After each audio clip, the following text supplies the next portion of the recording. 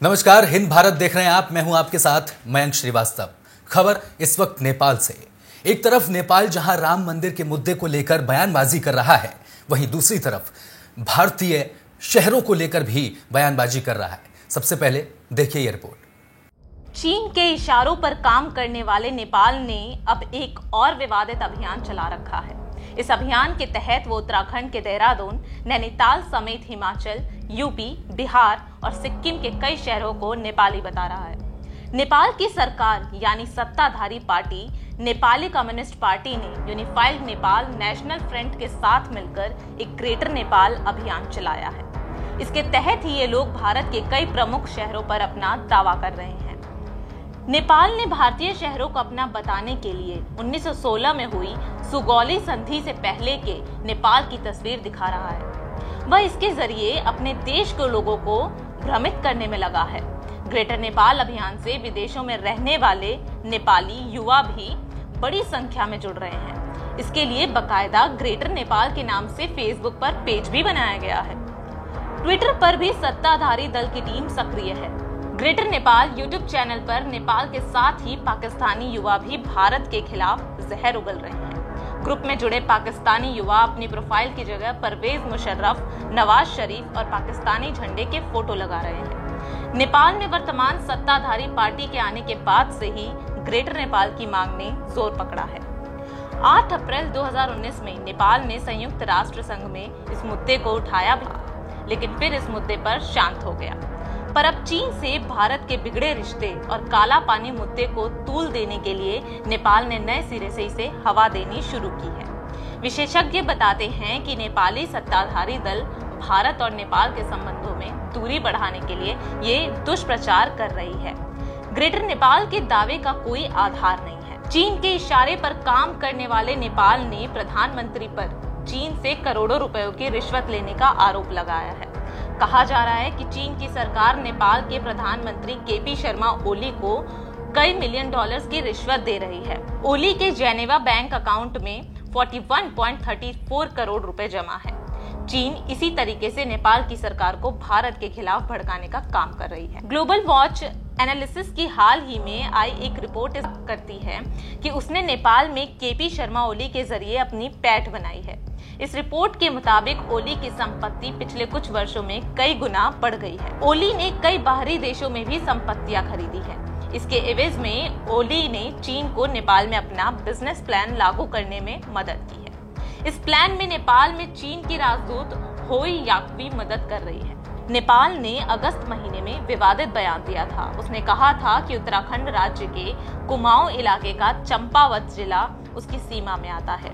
ये दावा किया था नेपाल के कंचनपुर जिले के भीमदत्त नगर पालिका के मेयर ने। सुरेंद्र बिष्ट ने कहा, उनका कहना है कि बरसों में चंपावत जिला नेपाल का हिस्सा रहा है, क्योंकि उसके जंगलों के लिए बनाई गई कम्युनिस्ट फॉरेस्ट कमेटी यानी कि सामुदायिक वन समिति उनके नगर पालिका क्षेत्र में आती है। नेपाल के कंचनपुर जिले के भीमदत्त नगर पालिका के मेयर सुरेंद्र बिष्ट का कहना, हमारी नगर पालिका के अंतर्गत उत्तराखंड के कुमाऊं इलाके के तहत आने वाले चंपावत जिले के जंगलों के कुछ हिस्से आते हैं। सुरेंद्र बिष्ट का दावा है कि चंपावत के जंगलों में बनाई गई सामुदायिक वन समिति कई सालों से भीमदत्त नगर पालिका में आती है। तो देखा आपने क्या है ये पूरा मामला। फिलहाल इस खबर पर हमारे संवाददाता हमारे साथ जुड़ रहे हैं पंकज राणा। पंकज जी, पंकज मुझे सुन पा रहे हैं आप? जी बिल्कुल। ये क्या मामला पूरा? देखिए, जिस तरह से नेपाल अब चीन के इशारों पर भारत से दुश्मनी मोल ले रहा है, इससे साफ जाहिर हो रहा है कि नेपाल ने अपनी सीमाओं पर चौकसी बढ़ा दी है। उसके बाद सीधे तौर पर हम ये कह सकते हैं कि जिस तरह से ये नेपाल खुराफात कर रहा है भारत के साथ, उसमें कहीं ना कहीं ये बात भी सामने आई है कि नेपाल की जो सरकार है वो चीन के इशारों पर काम कर रही है। फिलहाल अब ये कहेंगे हम कि जिस तरह से जो चीनी जो नेपाली बॉर्डर है, उत्तराखंड से सटे हुए नेपाल के जो सीमाएं हैं, वहां पर नील जो चीन है और फिर नेपाल है, वो मिलकर लगातार भारत की सीमाओं पर अपनी चौकियां बना रहा है और तमाम तरह की वहां पर खुराफात कर रहा है। फिलहाल कहेंगे कि जो धारचूला में एक पुल है नेपाल और भारत को जोड़ता है, उस पुल को कल 2 घंटे के लिए खोला गया था। कुछ जो वहां के लोग थे उनकी आवाजाही वहां पर की गई थी। इसके साथ तो मैं पंकज जानना चाहूंगा कि आखिर नेपाल ऐसा क्यों कर रहा है, मतलब इसके मंसूबे क्या है? देखिए, पूरे सीधे तौर पर ये इशारा इस ओर कर रहा है कि नेपाल अब चीन के इशारों पर काम कर रहा है। और मंसूबों की बात की जाए तो जिस तरह से नेपाल भारत के साथ दुश्मनी मोल ले रहा है, उससे ये कहा जा सकता है कि नेपाल कहीं ना कहीं अब पूरी तरह से पाकिस्तान और चीन के साथ मिलकर पूरी जो भारत है उसके साथ गद्दारी खेलने की कोशिश कर रहा है। और अब जिस तरह से चीन के इशारों पर नेपाल ने नैनीताल और फिर देहरादून को अपना शहर बताया है, उससे ये बात सामने आई है कि नेपाल कहीं ना कहीं आगे चलकर भी अपनी इस गतिविधियों को आगे बढ़ाएगा। 1816 में जो संगोली संधि हुई थी, उसमें उसका एक नक्शा नेपाल ने अपने स्थानीय लोगों को दिखाया है, वहां के युवाओं को दिखाया है। उसकी तर्ज पर ये नेपाल ने कहा है कि देहरादून और जो नैनीताल शहर है वो कभी नेपाल का हिस्सा हुआ करता था। और ये बात भी साफ है कि नेपाल इस तरह की जो खुराफात कर रहा है, ये कहीं ना कहीं सीधे तौर पर चीन के इशारों पर कर रहा है। जिस तरह से सीमाओं पर चौकसी बढ़ी हुई है, जिस तरह से भारत की सीमा पूरी तरह से सीमाओं पर अलर्ट है,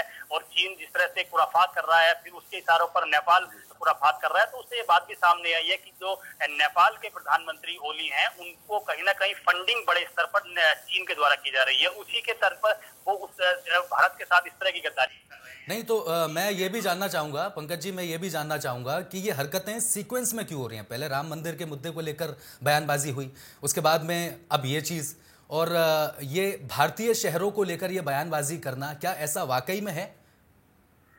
देखिए, इसे हम किसी भी कीमत पर सही बात नहीं कह सकते हैं। हाँ, इतना जरूर है कि कई वर्षों पहले जो नेपाल की सेना थी वो उत्तराखंड की ओर आई थी, और देहरादून में भी एक पार्क यहाँ बना हुआ है जहाँ पर जो गिरी के राजा थे, उन्होंने उसके साथ नेपाल की सेना के साथ उनका युद्ध हुआ था। कुछ उनके सैनिक देहरादून में आए थे, उनको यहाँ से खदेड़ दिया गया था। इसी तरह का वाकया एक नैनीताल में भी हुआ था, जो वहाँ के राजा थे उन्होंने नेपाली सेना को वहां से खदेड़ दिया था। तो ये बार बार जो चीजें हो रही हैं, ये कहीं ना कहीं कूटनीति का एक हिस्सा है। और जिस तरह से नेपाल कभी राम मंदिर मुद्दे को विवादित बनाता है, कभी कहता है कि राम का जो मंदिर है वो नेपाल में हुआ करता था, और कभी देहरादून और नैनीताल शहर को अपना शहर बताता है, तो ये सीधे ये कहीं ना कहीं सीमा विवाद से जुड़ा हुआ मामला है। और ये पूरी तरह से इस ओर इशारे कर रहा है कि चीन कहीं ना कहीं नेपाल से पूरी गतिविधियां करा रहा है। और जिस तरह से अब ट्विटर, फेसबुक और सोशल मीडिया पर एक पूरी तरह से रणनीति के तहत इसे पूरे देश भर में फैलाया जा रहा है। नेपाल अपने युवाओं को इस संदेश देने की कोशिश कर रहा है कि देहरादून और जो